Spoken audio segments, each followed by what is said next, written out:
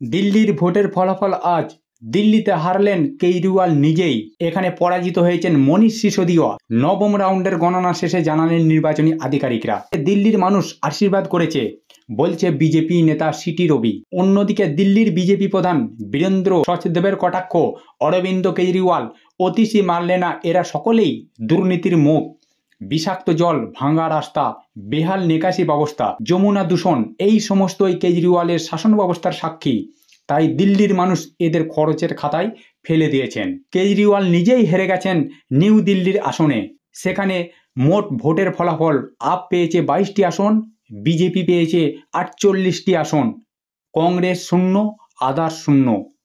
এখানে আজকের ভোটের ফলাফল বিজেপি এককভাবে সরকার গঠন করছে দিল্লিতে।